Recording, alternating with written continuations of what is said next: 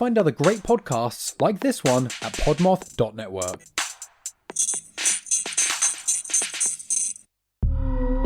It's said that we die 2 deaths. The first after we exhale our last breath, and the second the last time someone speaks our name. I'm Alicia, host of Dead On, a true crime podcast. Together we'll honor the victims of violent crime, investigate what makes criminals tick, and shed light on long-forgotten cases. Come on this journey with me. Dead On is streaming now, everywhere you love to listen. Hey, Twisted listeners, I'm Cindy, and this is Twisted Listers, a podcast about murder and lists.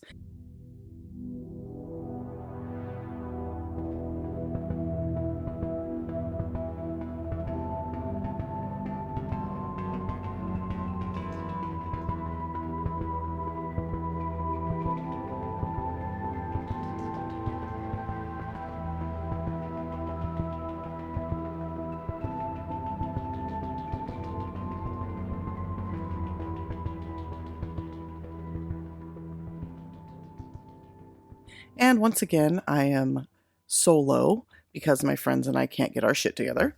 I had wanted to have my friend Laura come for the recording, but she's 3 hours ahead in Canada and math is hard, so we just never found a time that could work for both of us.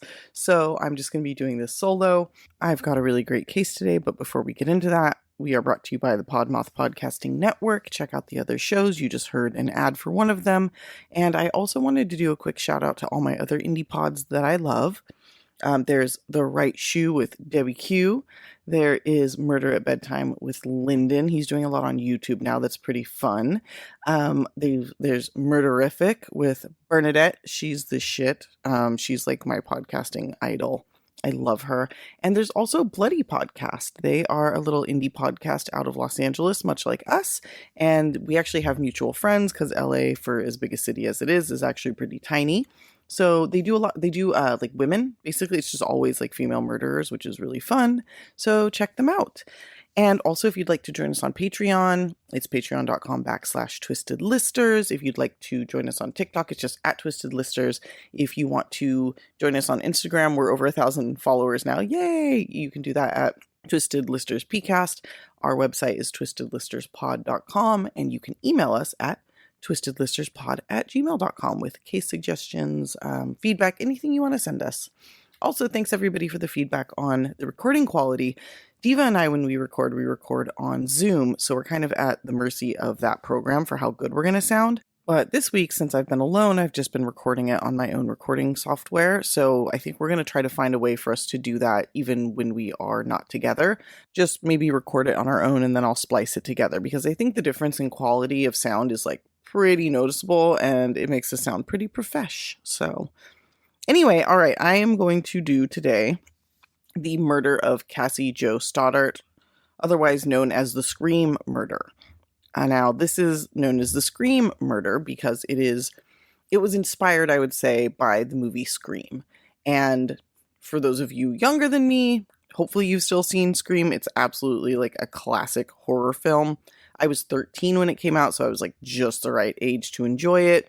Diva's a bit younger than I am, but obviously she's seen it and understands that it's actually like a modern day classic. It's a really, really fantastic film. As far as the sequels and things go, I can't really speak to those. I haven't seen them. I've seen Scream 2, and it was like enough that I have not seen Scream 3.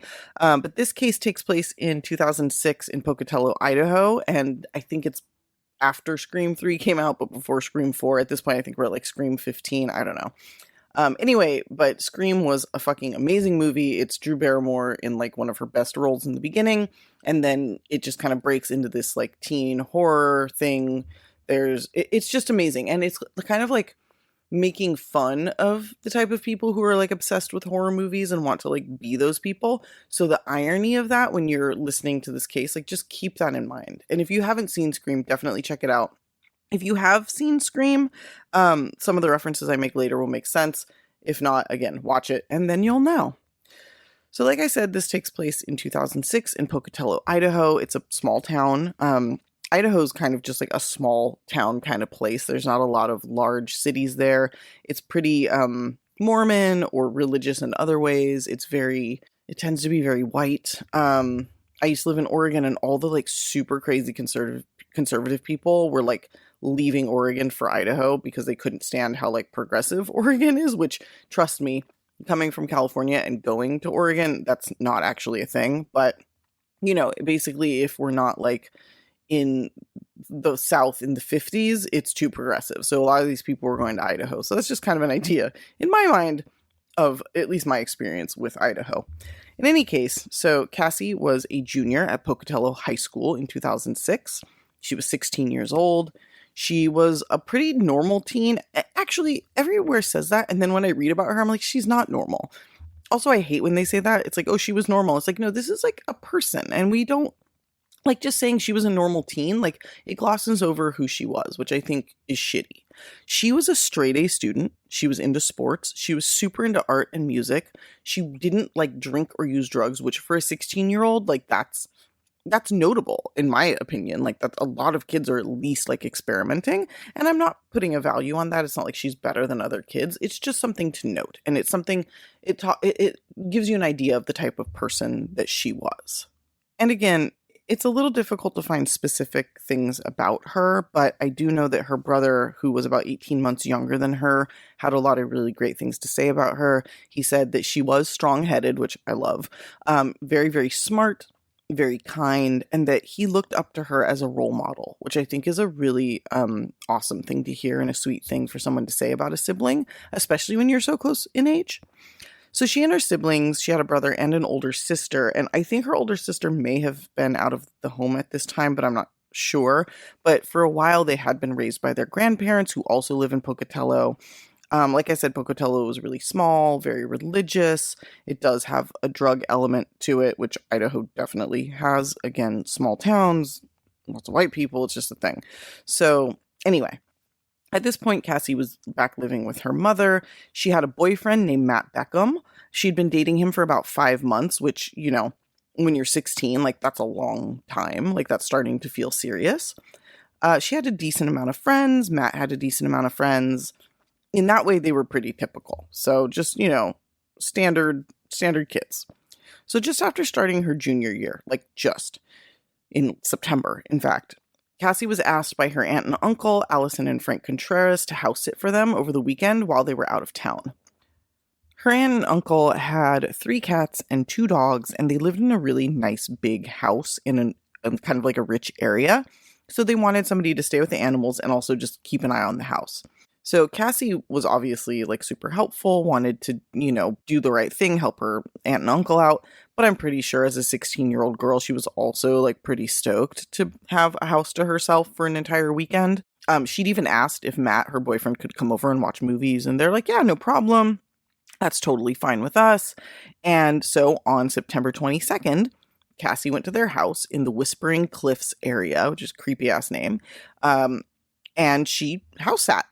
So her mother dropped her off, and Matt came over around 6 p.m. So Cassie went there right after school. Matt came over shortly thereafter. While they were there, they decided to watch Kill Bill, and they were getting kind of cozy. And then all of a sudden, Matt's friend showed up. And they were also friends with Cassie, but more like acquaintance. Like they were friends with Cassie because she was Matt's girlfriend, and they were Matt's friends. So they showed up. These two are Brandon Draper and Tori Adamczyk. And they just stopped by. They said, oh, we heard there was a party at the house tonight. And she's like, abso-fucking-lutely not. We're just hanging out watching movies. And they're like, oh, okay, we'll hang out for a little while. So they hang out for a couple of hours. They watch Kill Bill. And then they're like, you know what? We're kind of bored. We're probably going to leave. We're going to go see a movie. Cassie and Matt were probably pretty stoked. Because again, like, how often do 16-year-olds have an entire house to themselves? If you're me, you already live out of the house by the time you're 16, but that's probably not exactly the norm. So I'm going to say they were excited for this opportunity. However, shortly after the two left, the power went out in the house and kind of flickered. Like, part of it went out and then all of it went out and then some of it flickered back on. And Cassie and Matt are like freaked out. They're like, what the fuck? Like, this is scary. We're in a pitch black house and it's kind of in the middle of nowhere in like a rich neighborhood. You know how rich neighborhoods always have like they're just creepy. They're like always on like a hillside, and there's like, I don't know, there's always like a field across the street. It's just never like a good scene. So anyway, they're freaked out. The power goes back on. Everything seems fine. But Matt's like, I'm going to call my mom. I'm going to see if I can spend the night. His mom is like, absolutely not. But Cassie can come spend the night here since there's adults present. Which I find really interesting. Like, you let these two be home alone in a house for multiple hours. You think they didn't do whatever you're afraid of them doing in the first half hour they were there? Like, come on. Come on. You don't remember being that age? Anyway, I digress.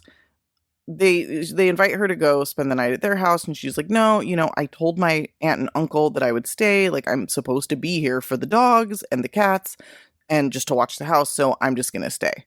Matt and Cassie were super freaked out, but she just, she's reliable. She wants to do the right thing. She's trying to, prove that she's an adult and mature, so she stays. Matt's mom or dad, I think it's his mom, comes and gets him somewhere between like 10:30 and 11, and he leaves. And this is Friday night, September 22nd, and he goes home. Cassie stays with the animals. 2 days later, her aunt, uncle, and 13-year-old cousin come home, and her 13-year-old cousin walks into the house and finds Cassie inside in the living room, dead in a large pool of blood. This is a terrible thing for anybody to find, but I can't imagine that being like a 13-year-old finding that. That's fucking terrible. So they find Cassie in the living room and they call police. The police immediately come. They also call Cassie's mom. And Cassie's mom had obviously been trying to get a hold of her and wasn't able to. So when she drove out on Sunday, like, I'm just going to go pick her up. I don't know what's going on with her phone, but I'm just going to go out there. She kind of came upon the scene, which is really fucked up. And I'm pretty sure also that Cassie had called her mom on Friday night just to let her know, like, I'm okay, everything's fine, Matt's over, we're watching movies, everything's great. So that's like extra shitty because, she's like reassuring her mom she's fine, and then this happens. So police were actually really on it in this case. They started tracing back to what had gone on that weekend, like same day. They noticed that even though this was a really nice house in a rich area, nothing had been stolen. And there was also no sign of forced entry. So immediately they're like, hello, Cassie's boyfriend, Matt. Like, what the fuck went on? You were the last person to see her. She's dead. Like, what is going on? And something that was really problematic for the police was when they interviewed Brandon. So they went to his house and they were like, hey, your girlfriend died. She's been murdered. And he didn't react in a way that they really expected he would. He didn't react super strongly, and I think for the cops that was a big red flag, and I know it was for Cassie's mother because she immediately was like, you did it, or had something to do with it, it was you. And I'm not saying that like the cops listened to Cassie's mother or anything, I'm just saying the suspicion was definitely there.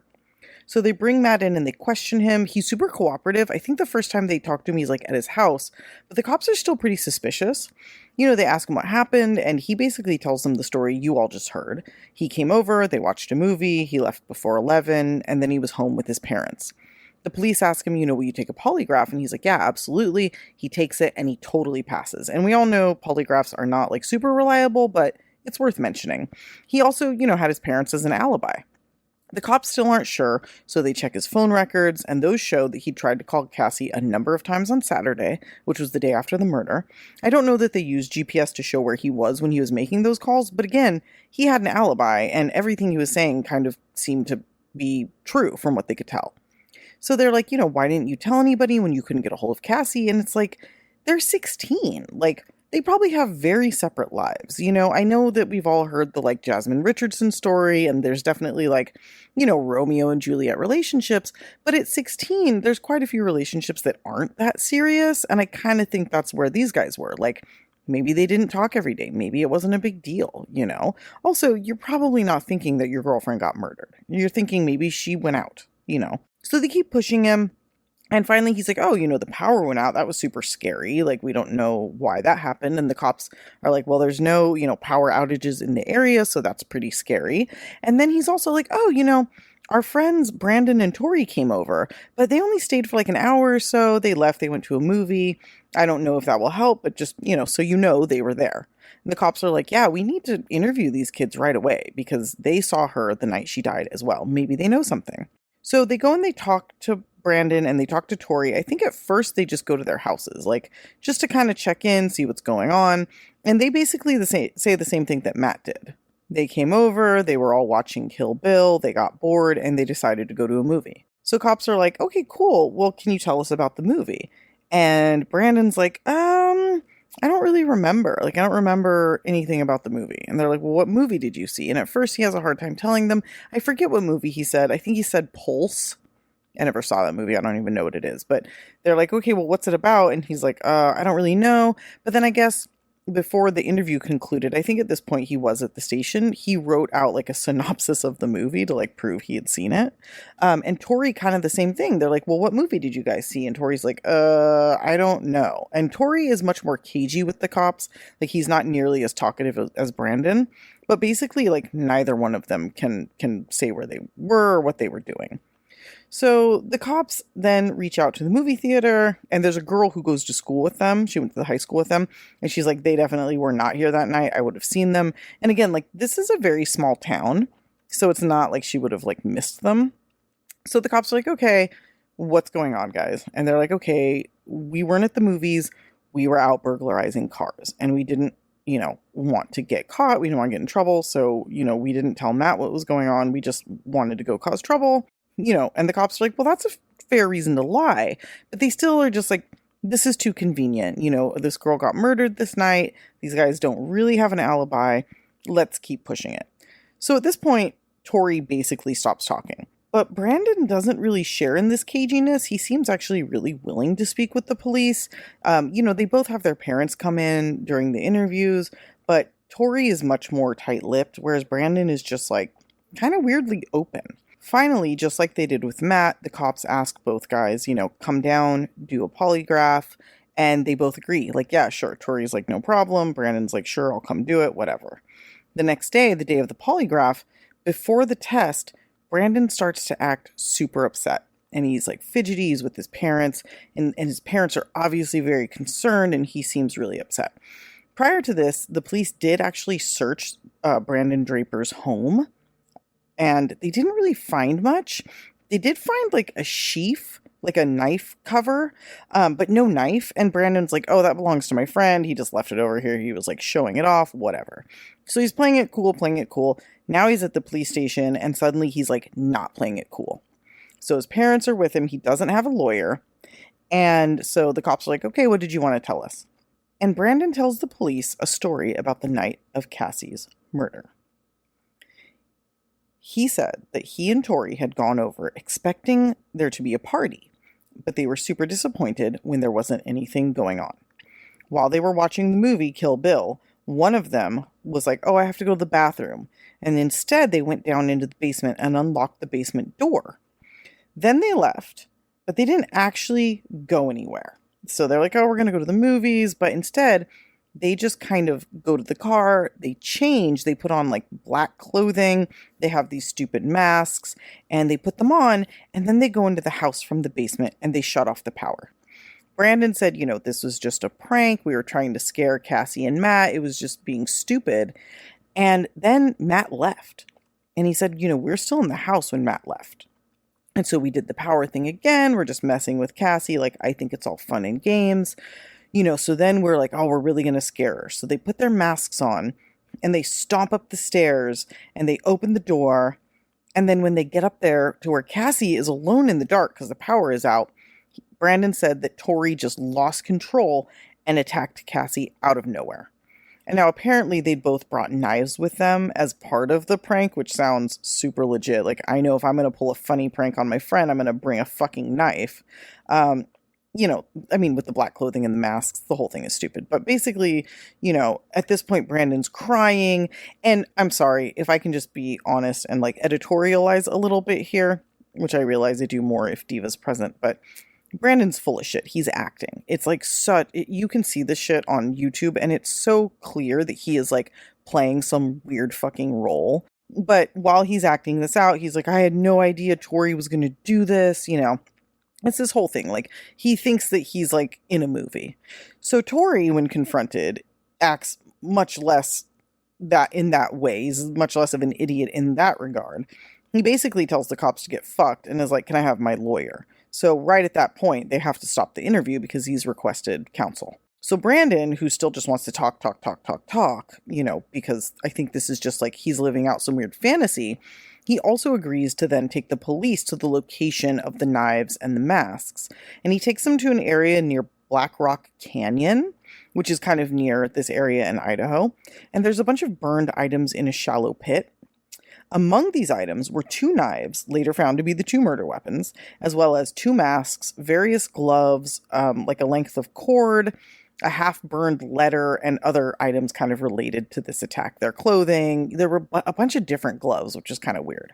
The knives were later found to have been bought by a friend of the boys because they weren't old enough to buy them. But it turns out like there's no proof or even consideration that he had anything to do with the murder, and he didn't know what the knives were for. And when kids talk, they're like, "Oh, I want these knives to like stab people," and everybody's like, "Yeah, that's cool. It's metal." And like nobody actually thinks that their friends are actually going to do something like that. So I feel bad for this kid who bought them because I'm sure he had no idea what he was helping these people do.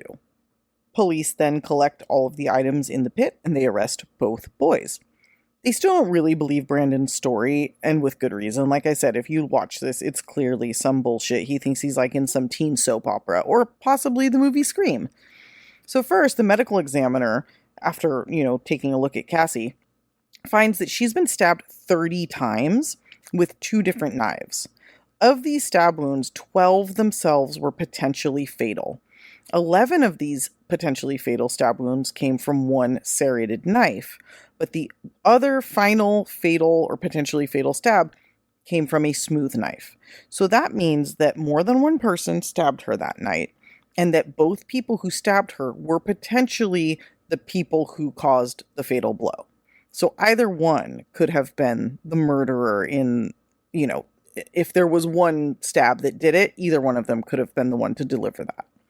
So police then start going through the evidence they found in the pit, and beyond the 2 masks and the clothing and all that, they also found videotapes, like from an old school video recorder, because this was 2006, before everybody just recorded everything on their phones. So the boys had tried to burn these tapes, and I have to think that Brandon thought that they had destroyed them because I don't know that he would have taken police there. Although, again, he's such a weird, attention-seeking, like that kind of guy that perhaps he thought they would be able to view them. I don't know. But in any case, police were able to recover and watch pretty much everything on the tapes. And this is where shit gets crazy. The tapes were from the weeks prior to the murder, months and months basically leading up. And it shows these 2 idiots just straight up planning the whole fucking thing. And it's not just planning Cassie's murder. They talk about doing a school shooting. They talk about how murder should be legal. They talk about Columbine. I guess Tori idolized the 2 assholes who did that, who I'm not even going to bother naming. So there's just endless footage of these 2 just being fucking idiots and also incriminating themselves. So I guess these 2 became friends pretty quickly over a shared love of movies and film. They were both sort of outcasts. I don't think in the way that you think of an outcast. They had friends. Matt was their friend, Cassie was their friend. But I think they were a little weird, a little niche. They hung out with each other for the most part. So they, spent a lot of time together. Even though I don't really think Tori liked Brandon that much. But they spent a lot of time together for whatever reason. So in these videos, they also talk about how much they love the movie Scream. And I think at this point, it was the 3rd Scream was out. But they had also seen the original. It was only 10 years old when this happened. So there's a bunch of snippets online that you can listen to of these videos. But basically, they discuss, like I said, the mass shooting. But they ultimately decide to go the route of Scream, where they pick kids off one by one. And their first victim wasn't even Cassie, or wasn't even supposed to be Cassie. It was another girl who happened to not be home when they went to her house. And they were like, we're going to go kill this person. And you can't tell who it is. They've taken the names out of all the videos. But they're like, oh, she's not home. So I guess that's it. On to the next. And honestly, I don't know. I don't want to make light of this.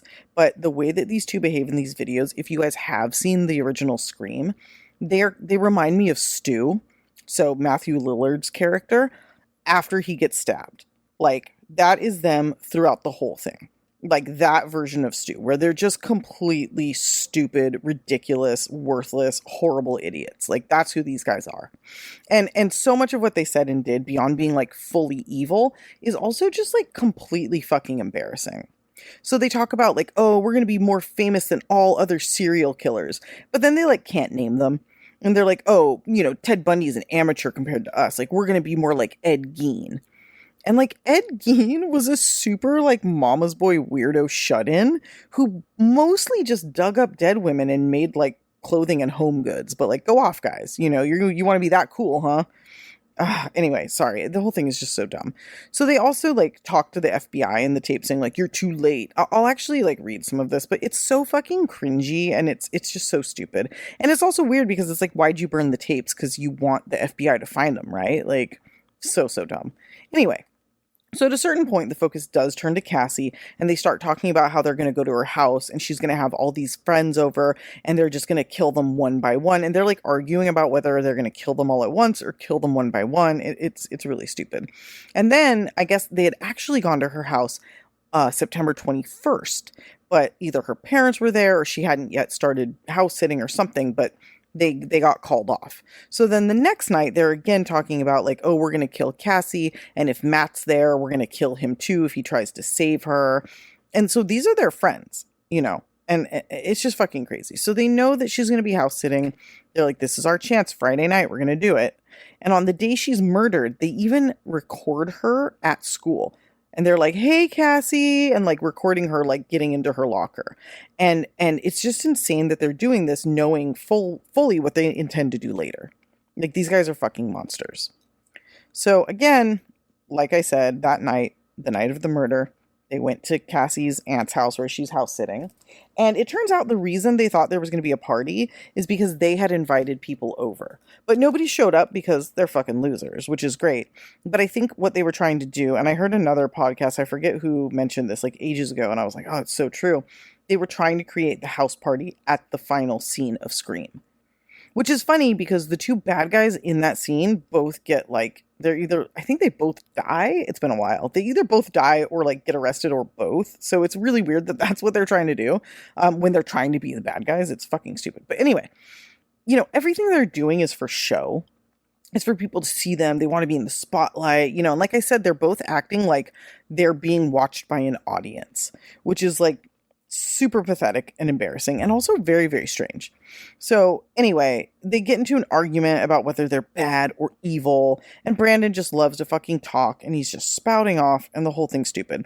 Even Tori seems annoyed at Brandon and he's basically like, shut up, dude, like all the time, like be quiet, stop fucking talking. So anyway, I can't stop hating on these two because they're so fucking horrible. So they go to this house, they unlock the basement door, like I said, and then they come back in. So prior to coming back in, they changed into all black clothing, they put on masks, they got their knives. But what Brandon left out in his retelling was that they also took some time to record themselves. And they record themselves talking about how they're about to have the, quote, daunting task of killing their two friends. And this is basically the point where Matt, her boyfriend, is no longer considered a suspect by police because clearly, I think they were thinking like maybe he set it up for his friends to come kill her. Like maybe he unlocked the door for them. He's the one who invited them over. It's very likely he could have had something to do with it. But now they have all of this evidence building up showing that Matt was just potentially a victim. So after they record all this shit, they go in, they do the thing in the basement. They said they also made some noise in the basement trying to like get Matt and Cassie to come down and see what the noise was, like in a movie. But Matt and Cassie are both like, we're not going down there. It's fucking dark. There's no, power. There might be a murderer. We're not fucking going exploring. We've watched movies. We know that's a terrible idea. So they turn the power back on. Matt and Cassie kind of chill. She calms down. Matt ends up leaving, and when he leaves, he called Tori. And they answer the cell phone, and they're whispering as though they're in a movie. So he's like, do you guys want to meet up? And they're like, oh, we can't right now. Like, we're watching a movie. And he's like, oh, okay, I guess I'll just go home. So they get off the phone, they shut the power off again, and now Cassie is alone in the dark. And I'm sure Matt feels terrible because he basically straight up told them, hey, my girlfriend's alone. You can go murder her, even though he had no idea they were going to do that. So they, turn the power off. She's alone. They come up the stairs, and Brandon said that they slammed the door from the basement as they come up to like scare the shit out of her. They come up, and we don't know exactly what happened, but basically they just attack her. Now, this is the part that police put together, like I said, because Brandon still blames Tori. Tori still blames Brandon. They're both still trying to like get post-conviction relief. The whole thing's ridiculous. But it's pretty obvious, both knives were used. Both stabbed her multiple times. So they both killed her together. And in fact, the one stab from the smooth knife was thought to be the one that most likely killed her. Although clearly she would have died from her wounds anyway. And she did, So after murdering Cassie, they just fucking leave and they go right back to recording themselves. And they are stoked. Brandon is gleefully yelling about the murder, saying things like, I just killed Cassie and I put a knife in her neck. And Tori's like, I'm shaking. But neither of them sound anything but like super, super happy. Really, really terrible. So Brandon keeps yelling and, oh my God, like, oh, I can't believe we just did that. Like, oh, we just killed Cassie. Not even we. I just killed Cassie is what he says over and over. And finally, Tori straight up tells him, dude, shut the fuck up. He's like, we need to get our shit straight. So basically they need to figure out what to do next. And so, they figure out what to do next by saying they went to a movie that they don't, find out what any movie's about. They can't say anything about it. I guess later on they did produce like a ticket, like one movie stub, but it wasn't even for the right movie. So it's like they got to get their shit together. They've spent months planning this, but they didn't think for 1 second about like an alibi. Very, very stupid. So after that, there's not much more recorded. But one of the worst things about this case, in my mind, is the very next day, Matt, Cassie's boyfriend, and Tori spend the whole day together, and Matt even spends the night at Tori's house. So Tori's just hanging out with Cassie's boyfriend like nothing fucking happened. Matt has no idea. And Matt didn't have a car, so he in fact even asked Tori, like, hey, can you take me by her aunt and uncle's house? I want to check on her. And Tori's like, dude, I don't have enough gas to get out there. Because, they lived in like a rich neighborhood kind of up in the hills. So Tori won't even take him to check because he knows what he's going to find. So just another layer of fucked up. And also, this was so super premeditated. I wanted to read an excerpt from one of the videos right before Cassie's murder, which I said I was going to read. This is after they'd gone to the would-be victim's house who wasn't home. So this was the night before, actually. And so they moved on to talking about Cassie. So Brandon starts by saying, we found our victim, and as sad as it may be, she's our friend. But you know what? We all have to make sacrifices. Our first victim is going to be Cassie Stoddart and her friends. We'll find out if she has friends over, if she's going to be alone in a big dark house out in the middle of nowhere. How perfect can you get? I mean, like, holy shit, dude. And then Tori says, I'm horny just thinking about it. Then Brandon says, hell yeah. So we're going to fucking kill her and her friends, and we're going to keep moving on. I heard some news about another girl they don't give the name of. She's going to be home alone from 6 to 7, so we might kill her and drive over to Cassie's thing and scare the shit out of them and then kill them one by fucking one. Hell yeah. Then Tori says, why 1 by 1? Why can't it be a slaughterhouse?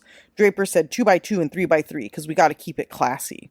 And then Tori says, keep it classy. Brandon then says, so yeah, it's going to be extra fun. And then they start arguing about like, you're evil. And Tori says, no, evil is an expression of God. That was another test you failed. And which means, that's so stupid. And even like Brandon says, that is bullshit and you know it. And it's like, yes, not even in the way you know. It's so fucking stupid. So basically, they're like, oh, it sounds shitty to call us bad and it sounds shitty to call us evil. So we're going to, so Brandon says, then we are sick psychopaths who get their pleasure off of killing other people. And Tori says, that sounds good, baby. Then Brandon says, we're going to go down in history. We're going to be just like Scream, except real life terms. And then this is where they start talking about Ted Bundy and the Zodiac Killer and Ed Gein and all this dumb shit. But basically, this is kind of what they're, this is where their heads are. This is the level of maturity. It's so stupid. The last thing that he says, that Brandon says before turning the video off on this night, which is the night before the murder, he says, murder is power. Murder is freedom. Goodbye. Which, I'm sorry. It's so bad. But it's also so fucking evil, So anyway, once all of this was kind of put together by police, both of these fucking losers were tried for the murder, and they were both given a life sentence without parole, plus 30 years without parole for the conspiracy to commit murder. Because Idaho does not fucking play. Because these are teenagers, you know, they're 16, but they're like, we don't give a fuck, you're going away forever. So I think they both appealed, and I think there was a new law that juveniles can't automatically be given life without parole, so I believe that they were resentenced and given the same sentence.